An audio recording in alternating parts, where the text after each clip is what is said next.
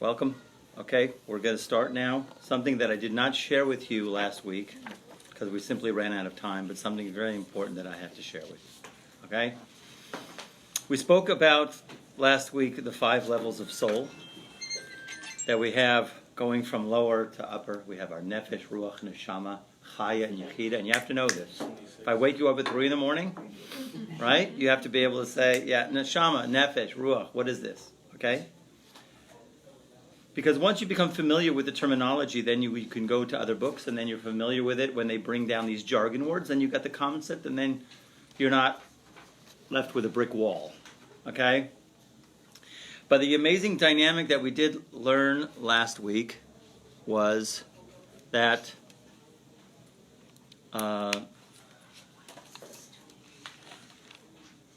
we have all of these levels of our soul,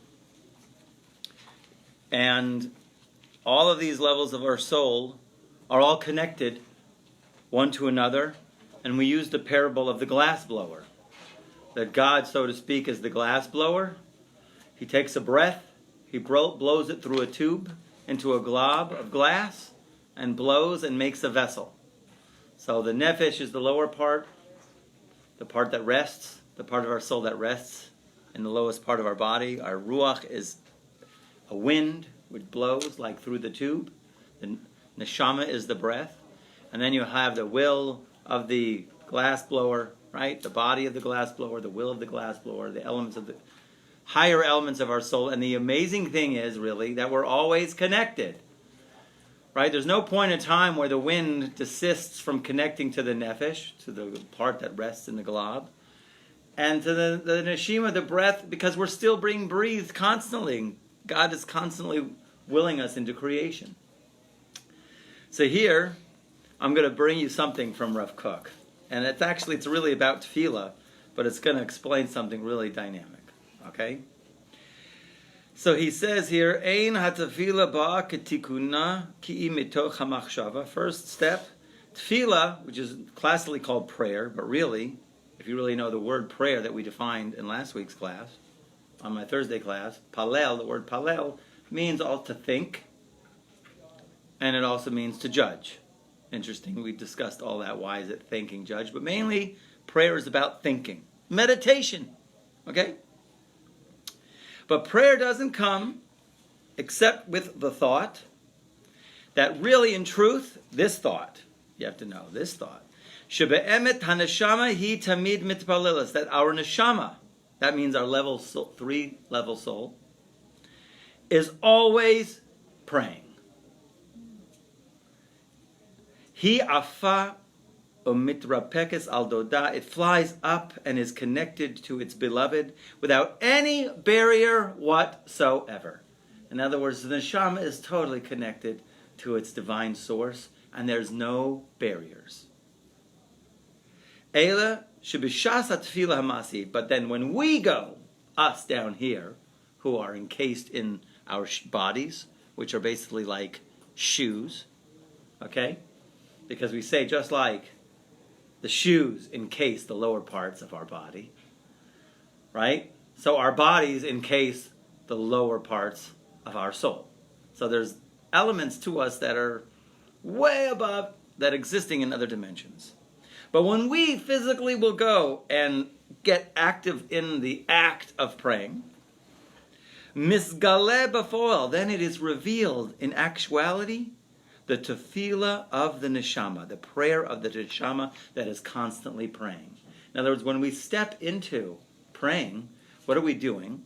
We're involved in getting and revealing that constant prayer that our neshama is always involved with. And this is its pleasure. This is the pleasure of the neshama, right? This is its desire. Hadara v'tifarta, its beauty and its splendor of tefillah. That its misdabmeh l'shoshana, it is compared to a rose that opens up her petals, her beautiful petals, to greet the dew. Or to open up her petals to greet the rays of the sun. And that is why we have a phrase, halavai, a person should pray all day. Rabbi Yochanan says this in the Talmud, in Brachot, if it only be that a person would pray all day. Because obviously here the act of praying is you hooking up to what is you're already doing. Okay? So a person has to really believe or hook into a place within himself that he's always connected to God. And there is no barriers. And whatever seems like a barrier is not a real barrier. Okay? And it's only really in the mind. Amen. Amen. And this also was the last thing that I discussed in last week's chapter. Unbelievable dynamic about spiritual proximity. We talk about physical proximity. That's physically, if we're in the same room, that's called physical proximity, physical closeness. And then there is what's called spiritual proximity. Spiritual proximity is when birds of a feather flock together like things attract. If you're on the same vibration and frequency of God, so therefore you are attached to God. Okay? The entire Torah is about being attached to God. And to the degree that we behave in a godlike way will be the level of our attachment. So the truth of the matter, this flow of nefesh, ruach, neshama, chaya, yechida, all of these neshamas, and the fact that we exist, and our neshama is constantly praying, and the neshama is constantly attached to God, right, is to know that it's already there, okay, within us. This godlike form, or godlike abilities, to be thinking of the other, to behaving in a godlike way, because just the essential way that God behaves is, he's always thinking of the other. He doesn't need to receive. His will is only ratzon lahashpia, will to give, and not will to receive. Okay? So now we're going to start with the sfirot. Okay? Now the amazing thing about the sfirot, and I'm so glad that you guys are here, because, so many times you just mention sfirot, and some people just go off into a daze. Their eyes get glossy, and they have like a brick wall in front of them, and they just tune out. Okay? And it's hard to talk about the sfirot with people who don't know what the sfirot is. It's hard, because people aren't familiar. I can't deal with it. Right? Trust me. I haven't been around that long, but I've been around. Okay? You'd be amazed. But this is basic, knowledge of basic Judaism. Okay? So the first part starts off at the top of page 22. It mentions, I'm quoting from the Sefer Yetzirah, the Book of Formation, which is the most oldest book we have in Judaism to today, said to be written by Avram Avinu. Abraham wrote this book. Of course, he had many more chapters. It was handed down all the way in secret circles until Rabbi Kiva wrote it down. Okay? And the form we have now is more or less, hopefully, I don't know, but we have 6 chapters. Some people say that they had way more than that, okay? But what we have is 6 chapters. The first chapter talks about the sfirot, okay? And the first thing it brings down, because the way that the way that the book is written, it's like in bullets, okay? And the beginning of each one of these bullets has the same line, 10 sfirot of nothingness, which means bli ma, 10 sfirot without whatness, okay? Which really tells us really what the essence of the sfirot cannot be described. You're only going to get something of what comes from the sfirah, the sfirot, but you're not going to be able to really get to the essence of the sfirot unless you go into really some deep meditation techniques, or one of the sfirot comes to you in a dream, okay? And otherwise, it has to be, like I underlined here, experienced, okay? It cannot be described. But we're going to do our best to throw a lot of words, and hopefully when you throw a lot of words around it, right? So then you'll be able to get to navigate some kind of idea, okay?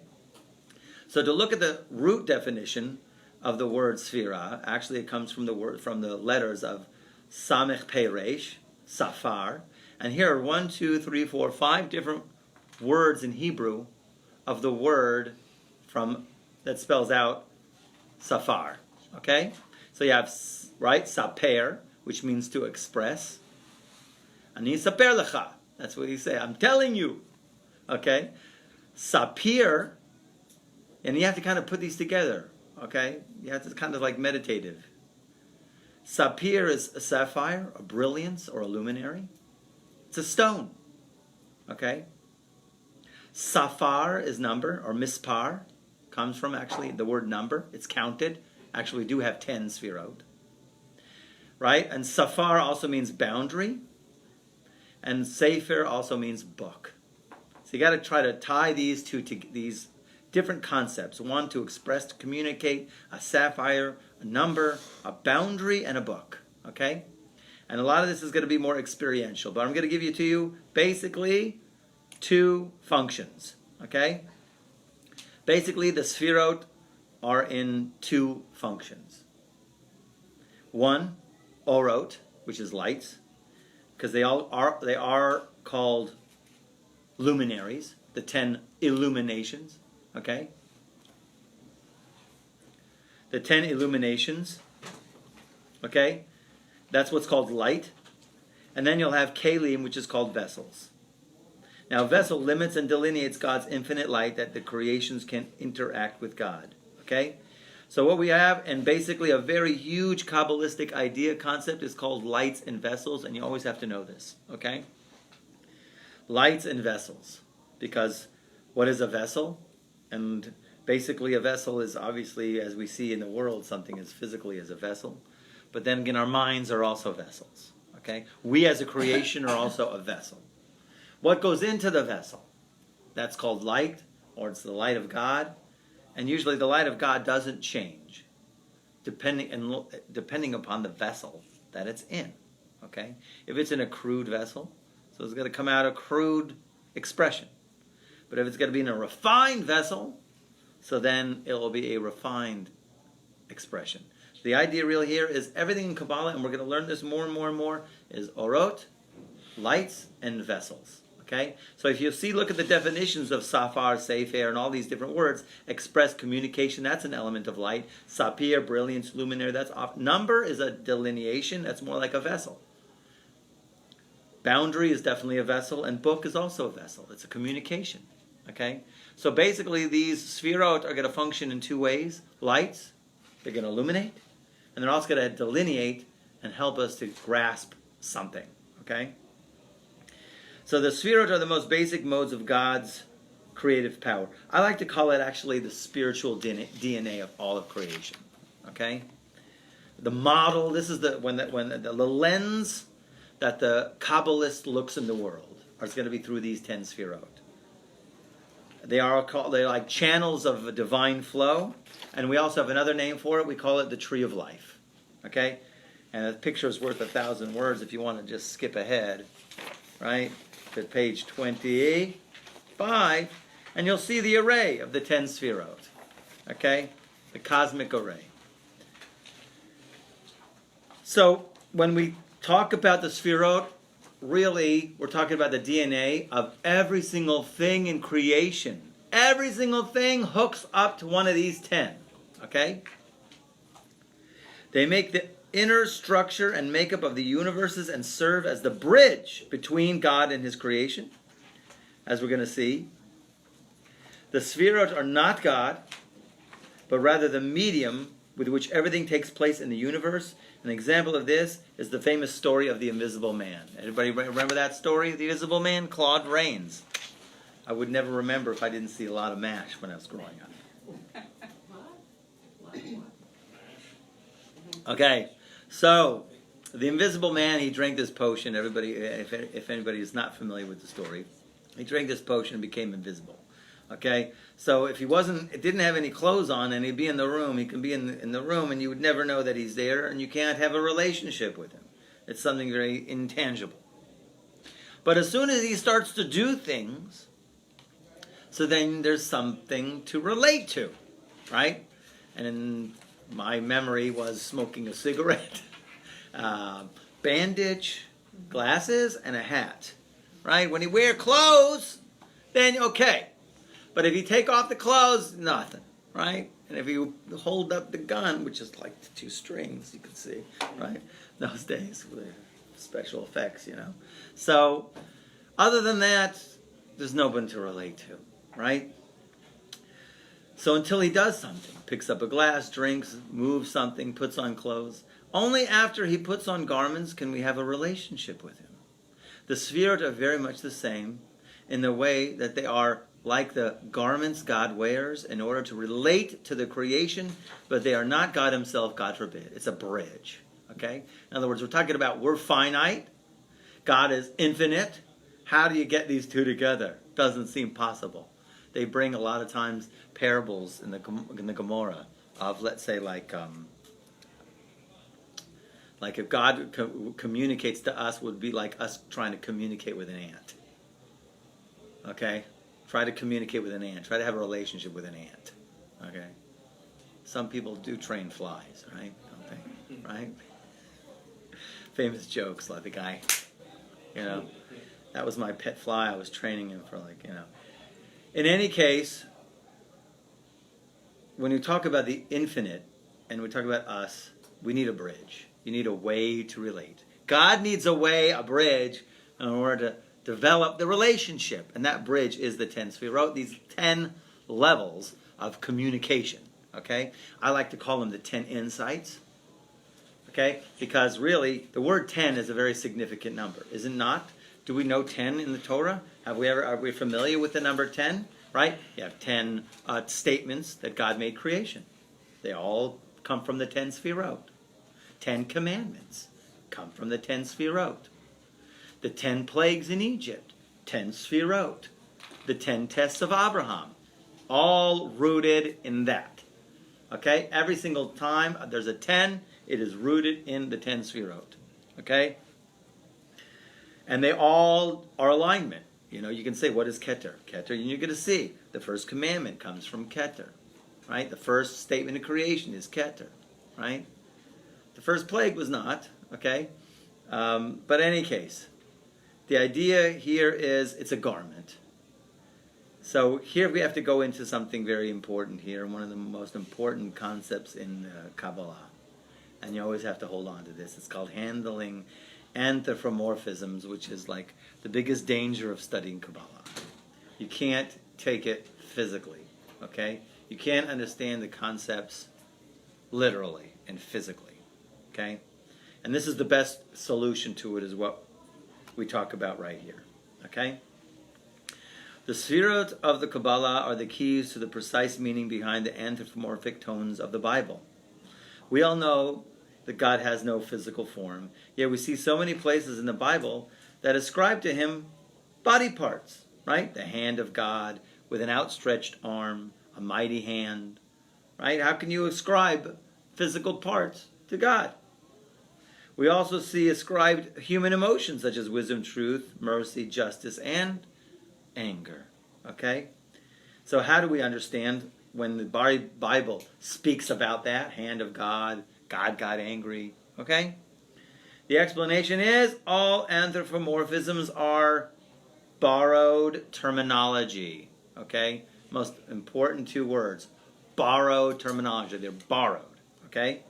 God borrows terms from his creatures to express his relationship to the world. So here's the best way, and the only thing that I did remember from my from my philosophy class in Northridge University. The only thing, it strikes a chord for anybody who has a soul. Okay. So the parable speaks of right. Plato's parable speaks of three men in a cave. I mention this all the time. They're chained to the wall of the cave. The only contact they have, there's a fire behind them that casts a shadow. All of their caretakers are shadows on the wall. They interact with the caretakers as shadows. Their whole lives are chained facing a wall. They never saw anything else their entire lives. Raised like that. So what happens if you would take one of these guys and take him out, take off the chains and take him to the outside world? Of course, he'll freak out seeing the world. Maybe, maybe not. Okay? A world of depth, color, beauty, and expanse. Unbelievable. He sees the real world. He goes back in and he wants to tell his brothers, you guys, his brothers who were still chained to the wall, you guys, there's a whole world out there. You guys gotta. And they're going, what are you talking about? These are our caretakers. This is, this is Aunt Betty and that's Uncle Ed. Right? What are you talking about? Right? This is Aunt Betty and that's Uncle Ed. And he was outside and he was in the bright sun and he can't even hardly see Aunt Betty and Uncle in the shadows anymore. He says, no. And they're going, and they look at him and they're going like, you're crazy. No, there's a whole world, man. You're crazy. I don't know what you're talking about. Aunt Betty, Uncle Ed. Right? Mm-hmm. So obviously what's that compared to? Okay? It's obviously compared to how we view this world as opposed to the spiritual world. Okay? So on page 24, this is all compared to our dark world versus the world of truth and light. Since the goal in Judaism is the spiritual and the physical world is only a means to eternal bliss, this world is a corridor to the next world. So the spiritual world, the eternal existence, would seem to be the world of truth and light. Our world is merely a darkened reflection of what is real. Okay? A lot of times we describe the Torah as being the blueprint of creation. And not a blueprint that, like a blueprint you use to build a building or a house. But it's not like that type of blueprint that Rabbi Kiva explains. He explains it very much like a projector screen, film, right? A projector, film, and a screen. Like the old movies. Not anymore. I don't know how digital works. Okay? But in our days, it was a projector, film. We used to do home movies, Which rabbi said that? Read the Rabbi Kiva. Oh. So the way it works is the projector is the light of God. The film is the Torah. And the screen is the world.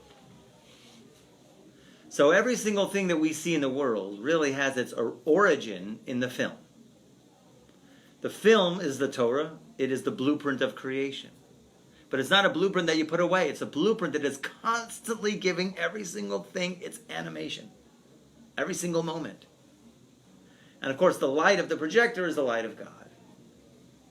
So the idea here is the real world, what's going on in the real world, okay, and what's going on in this world. This world is only a parable of what is going on in the spiritual world. The way it is connected is every single thing in this physical world has a root in the spiritual world. Every single thing. Okay? So the real issue is the real world is in the spiritual realms, not this world.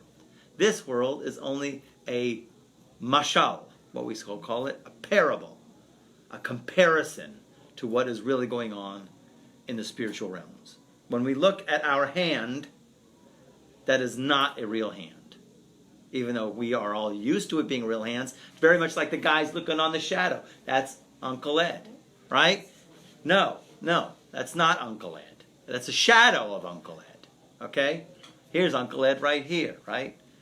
So every single thing that we are experiencing in this world is only a shadow of something of the spiritual realm. The spiritual realm is constantly projecting every single thing. It's bizarre, folks. But we're kind of different because we're not only in the screen, we're also in the film itself, because every Jew has a letter in the Torah, right? So we're very much part of the entire system. The light of God, the film, and the screen, okay? We're kind of like in a bizarre existence, right? It's very easy to try to put yourself in that framework, that all the world's a stage and we are merely players, okay? So our world is merely a darkened reflection of what is real. Thus, all of what we experience in the physical realm, including our own physical, emotion, and mental qualities, are a mere reflection, a parable of what is really going on. Our hand is not a real hand. We don't know what a real hand is, or an outstretched arm. But our hands give us some type of illusion to what a real hand is. Okay? Yes, this is the matrix. This allegory is indicative of the relationship of our physical world to the spiritual world.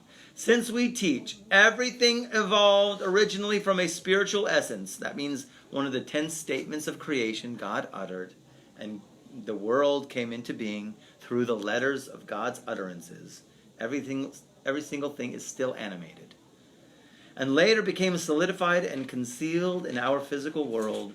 That makes the spiritual world the essence and the more connected to the roots. All that we experience in the physical realm, including our own physical, emotion, and mental qualities, I said it already, are a mere shadowy reflection of something else really going on. Okay? You know, a lot of people, they'll go through a 3-day Yom Tov. Some people know what a 3-day Yom Tov is, right? When you have Rosh Hashanah 2 days and it's connected to a Shabbat, a Shabbos. It's called a 3-day Yom Tov. Or some people, they go the whole week of Pesach.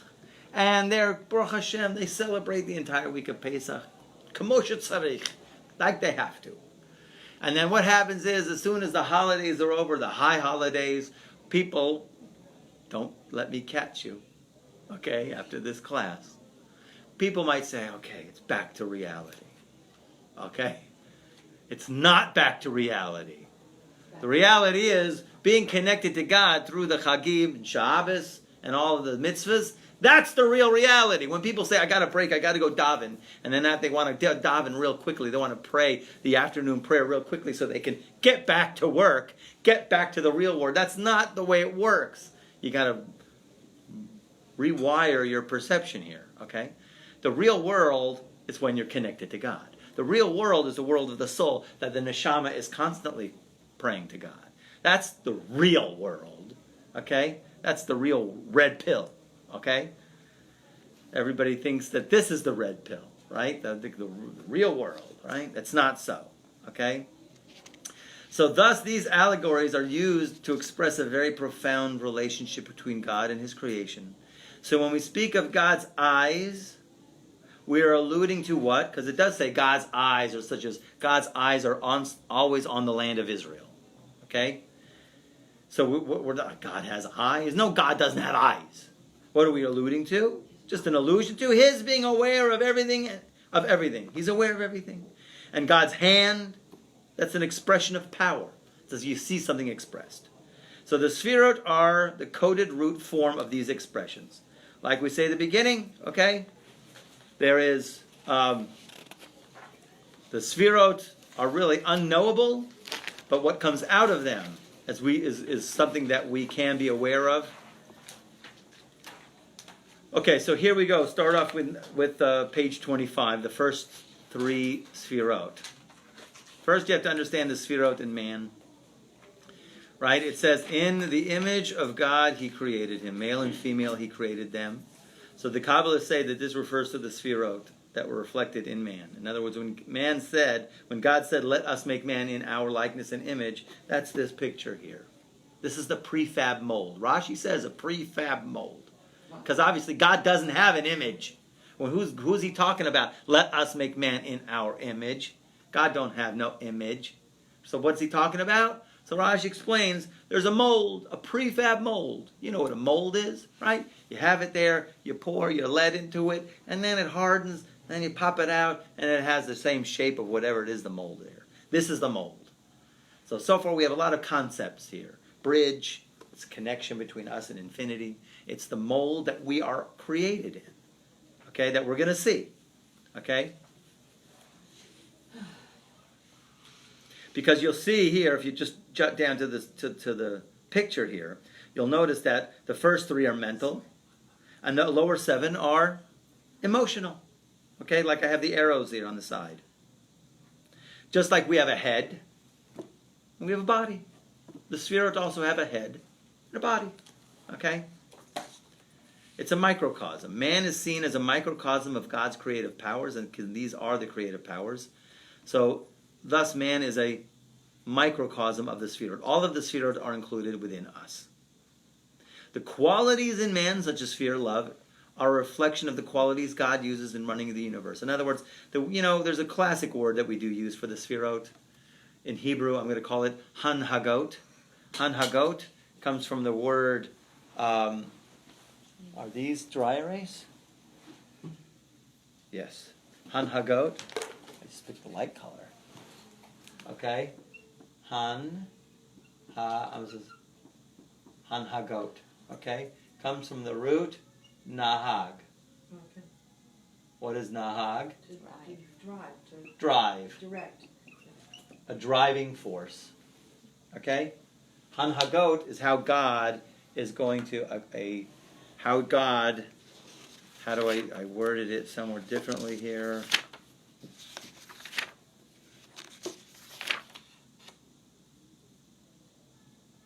Channels. How he channels the divine flow. Okay? A guiding force. The way God, like the invisible man, he picks up a cup, right? He puts on glasses, right? Or, drinks or something like that. Those are hanhagot, ways of behaving. Okay? So there's 10 ways God interacts with us. It's baby steps for us. Okay? We do say that, God created the world in 10 statements. Like it says in Genesis, the very first chapter, and God said, let there be light. Right? God said, let there be a firmament. Right? So those 10 statements hook up with these. Okay? These are ways that God is manifest. Okay? So they're also referred to as qualities. Okay? The human body is patterned after the anthropomorphic ray of the Sefirot. This serves as God as a perfect paradigm of extremely varied forces that I'm going to explain now, working in synchronized balance and harmony. They are differentiated and interdependent. Okay? So the idea here is just like we have a body, and we have arms, and we have a torso and a head, and they're different, and they do different things. My left arm doesn't do the same thing that my right arm does. My feet do not do the same thing as my arm does. My head does not do the same thing as my leg does. They do different things. But yet, all being connected into one, they work in harmony. These 10 concepts work in harmony with each other. Okay? I wanted to show you something else that I didn't write in here. Okay? Which was the fact that we have to get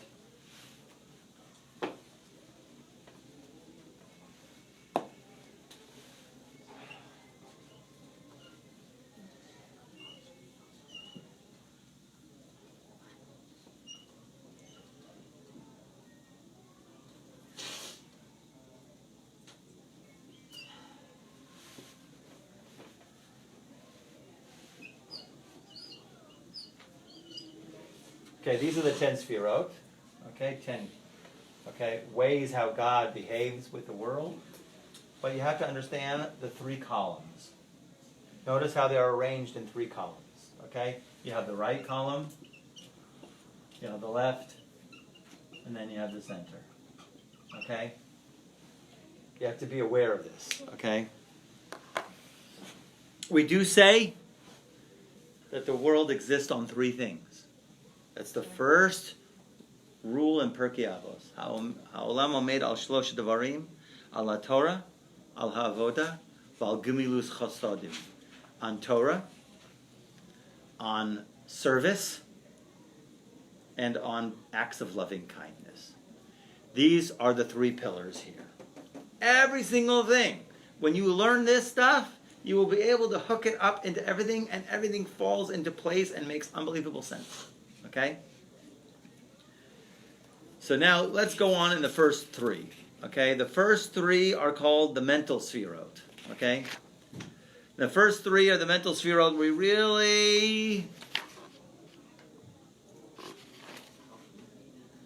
don't have much to do with them, so to speak, in a certain way. Okay? And I will tell you about that later. But we have to know what they are. Okay? So we start with the first, and if you'll see what I have on page 26, you'll notice the array there on the right-hand side of the page, and you'll see just above Keter crown, which is number 1, is called Or Ein Sof.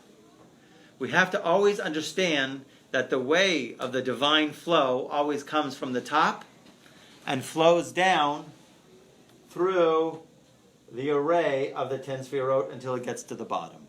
Okay? That is how it's always going to flow.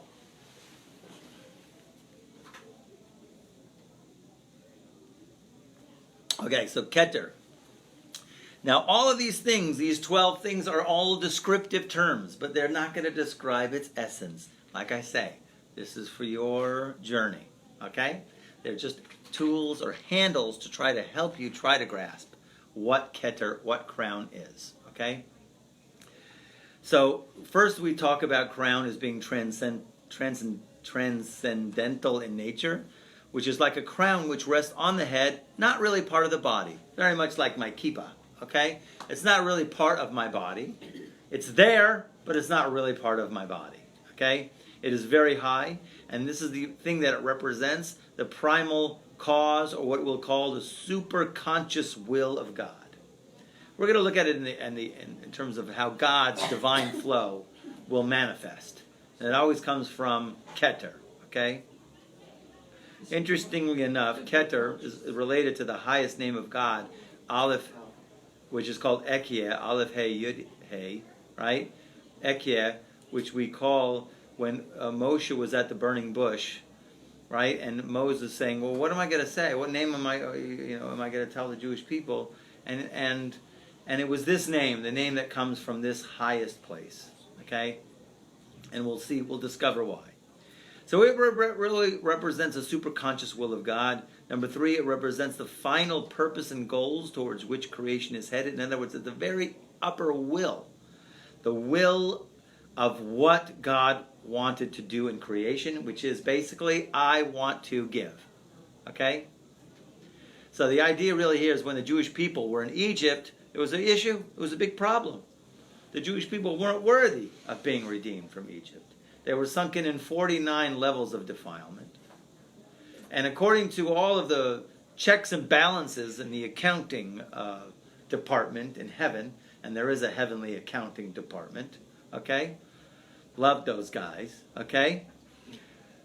Actually not, okay? They were going there, oh no, you can't take them out of Egypt. God said, I want. It has to be. It's part of the, that's it. Okay? Very high. Sometimes if we can only access our own will, right? Man. It also represents eternity. Nothingness ego. This is very important. Okay? We call nothingness ego in Hebrew is called ayin. Ayin, which means like where a person in their state of mind, it reaches a certain level of consciousness where they become nullified in the light of infinity. Right? And they reach that kind of state where there's no thought. It's called ayin. Okay? So we spell this as being like this, like ayin, okay? Which is the highest level of consciousness that a person can get to. We'd love to be there all the time. We try to reach for it all the time. But the other thing is, if you go to the opposite extreme, all the way down here, don't forget the light is flowing all the way down to here, which is called Malchus, has its own name, which is called Ani. Ani means I, me. The same letters, Aleph, Yud, and Nun, spell Aleph, Nun, and Yud. It's just we switch the letters. Okay? This is the place, the Malchut. This is the playing field. This is our playing field. Okay? All of these are divine flows that come down to where we are, which is the ultimate feminine sphera, called Malchut, which we'll get to. Okay? 7, the interface between the infinite and the Ein Sof. Like we say, with the light of infinity is flowing into here. Okay? So it's the interface between all of the other sphirot. Okay?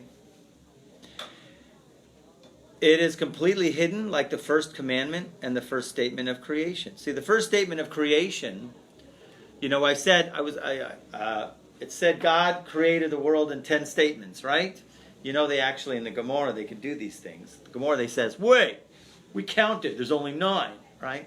If you do that these days, you get kicked out of class, right? How dare you question the rabbi, right? No. Gemara, what are you talking about? There's only 9, man. Okay, so the answer, and the classic answer is Breshit. The very first word is considered statement number 1. It's not a statement, right? It is, okay?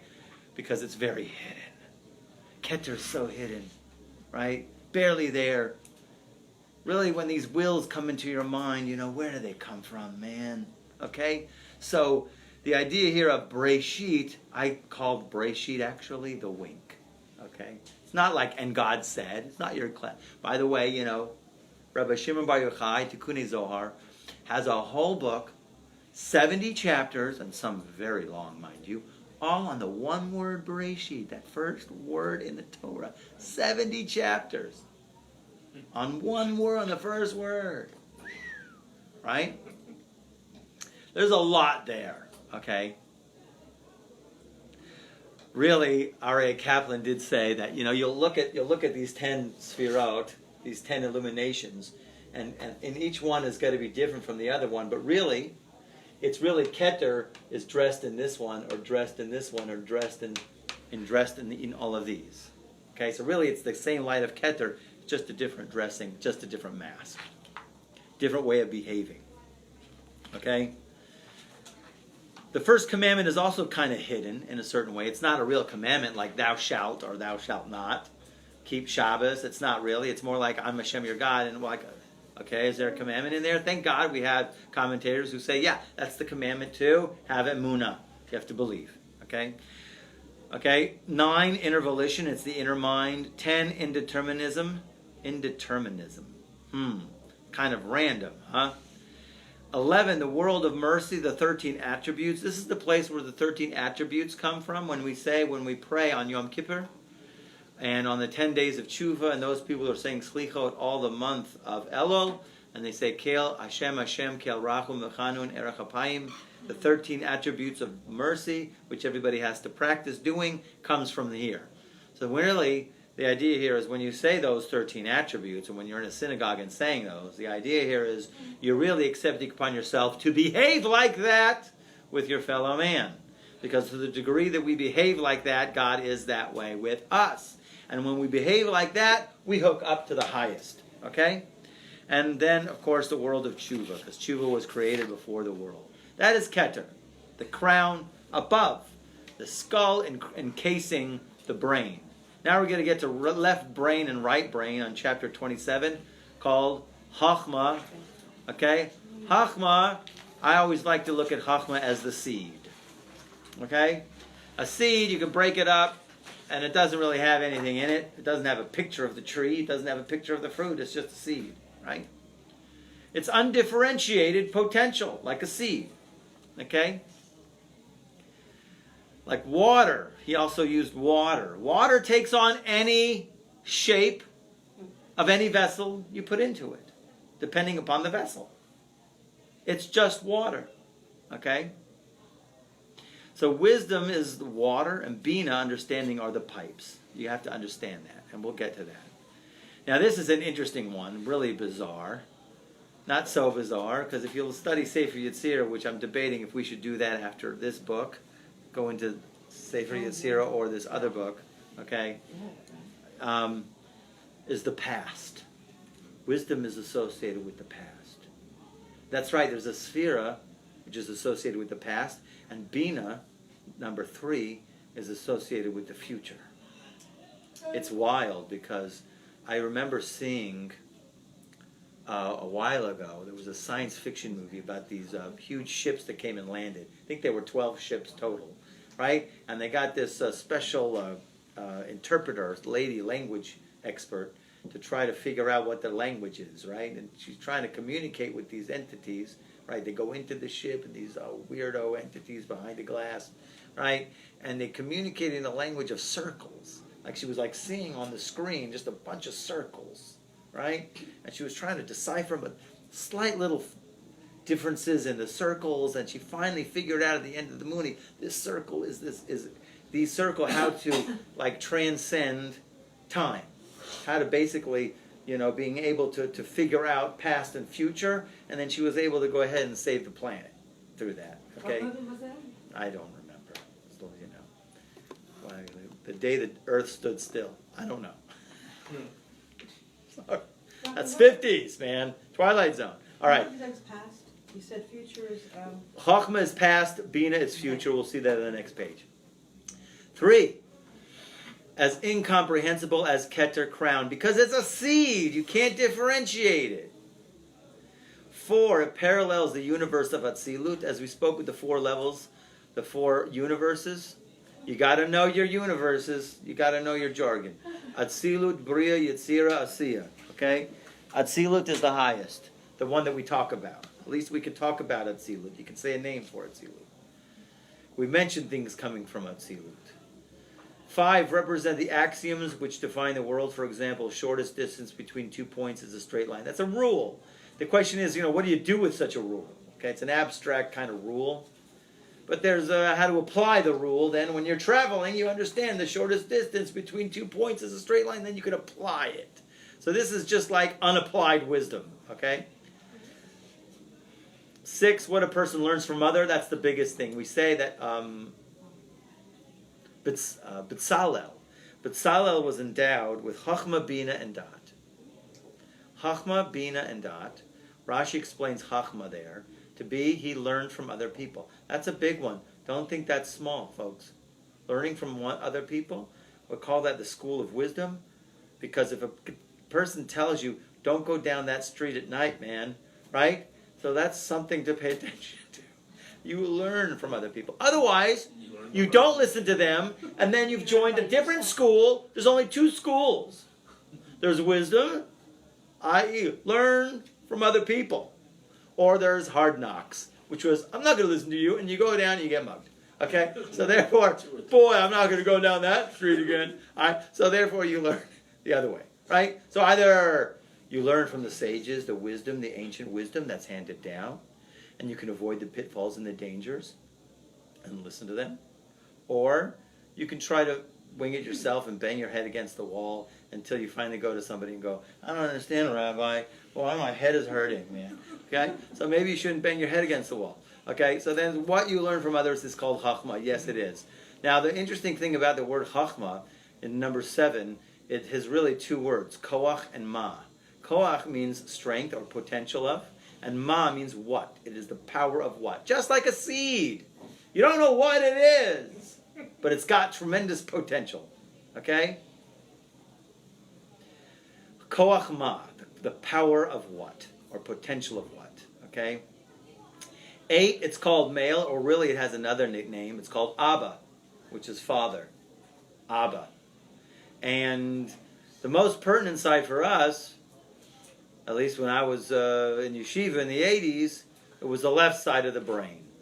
The left side of the brain is usually the nonlinear, spatial, artistic, musically inclined part of the brain. And usually we say that if you're left, let's go to the other side. It should be the right side. It should be if you're lefty, you're controlled from the right part of your brain. That's Chachma. So really it's the right part. I should switch it. Let me write that down. Right part of the brain. Right? Because it's the right column. Okay? It's the right of the brain, which usually is the more artistic, musical, okay? As opposed to, go to the next page. Skip to number 7 on page 28. 7, it's the left side of the brain, which is Bina. Okay? Left side is more linear logic and mathematical. Okay? So like they say, people who are right-handed, they're great accountants. Okay? Mathematicians. I mean, this is just, it's not, I spoke with a neurologist and he says, really, it's not like that kind of anymore, because each side of the brain has the other side as well. Right? So, but people are still inclined to this dominant kind of energy of Chachma being Abba. It's called Abba, which means father, and Bina is called mother. Okay? Bina, we call in number 1 there on page 28, the hand that defines existence. 2, the future, like I told you, the future that holds what the past gives to it. Interestingly enough, how you have past and future. Where's present, Rabbi? Okay? Present is constantly moving into the future.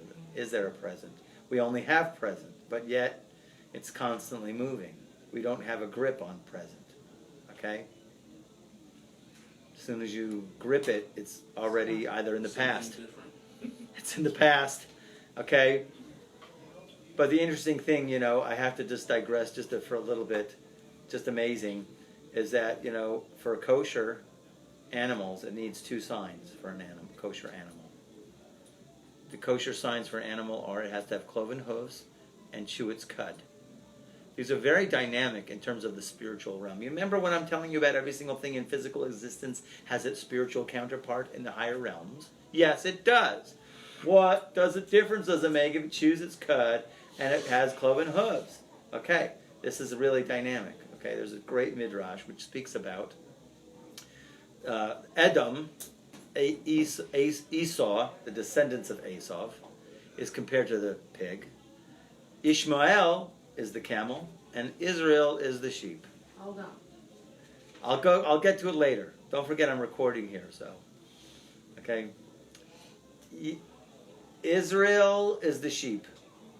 So why this the pig, this the camel, and this is gonna lay out everything pretty clear for you. It's pretty amazing. When you look at what the spiritual counterparts of these kosher signs are, what is feet? What is kosher feet versus non-kosher feet? What is feet? Feet take you into the future. It represents manifest destiny. You've heard that before? Meaning just progress, baby. Progress. Just keep progress. Progress. Move forward. Chewing cud, on the other hand, represents what? Obviously what happens is the cow has 4 stomachs. It chews it goes into stomach number 1. Goes into stomach, and then it gets regurgitated, and you chew it again to put it in, right? Regurgitating is past. You're taking something that you swallowed and bringing it up to go ahead and rehash it. Ishmael is totally in the past. They have no progression whatsoever. They're not into progress. They are you slight them, they'll hold a grudge for 2,000 years. Oh, yeah. Never let go. Uh-huh. They're still chewing cud. Israel, which has both signs, we progress, but we chew our cud. Meaning, we look at our past in order to go to the future. We learn from our mistakes. We need both. You have to have both those signs to have a kosher animal. Okay? Just to give you a little idea of how spiritual concepts play their role in the physical realm. Okay? Let's just finish off here. Logical system that corrects axioms. 4, extract additional information and learn one thing from another. Deduction. Okay? Learning one thing from another is one of the questions that they ask a soul after it leaves this world and goes up to heaven. They go, did you learn one thing from another? Did you engage in practicing learning one thing from another? Very dynamic, very interesting thought. Meaning you have to extract things. You have to mechadesh. Mechadesh means you have to make new ideas. Okay? Everybody has to make new ideas. And that's what Bina does. Bina are the pipes for the water. Bina breaks the seed that makes the tree, right? You take the seed, that's Chachma, wisdom, you plant it in the ground breaks the seed apart and creates a tree from it. Bina, understanding, is the ground. It's the fertile soil. It is the mother that takes from Abba, Father, and creates something new. That's what Bina, understanding, is, okay? It delineates. Bain, number 5, means literally in between, implies distance and separation. When you look at something logically, you have placed yourself at a distance from it, because you have to put yourself in between it and something else, and you have to have a certain level of consciousness to be able to step outside and look at it. Okay? What's between this and me? Okay, so that's what Bina is. When you can do self-introspection. You can look at yourself. Okay? Dynamic human ability. Female, we spoke about, and left side of the brain. Okay? These are just tips of the iceberg, folks. These are the mental sphirot. We really rarely we deal with them, But fix them we cannot fix. We're responsible for the lower 7. The first 3 we'll get into, we try to dabble with, we try to extract from, but really the lower 7 is really our playing field. Okay? Any questions? We'll stop here and we'll get to Dot next week, God willing. Any questions? Yeah. Esau's the future? Bina is future. Esau. Esau is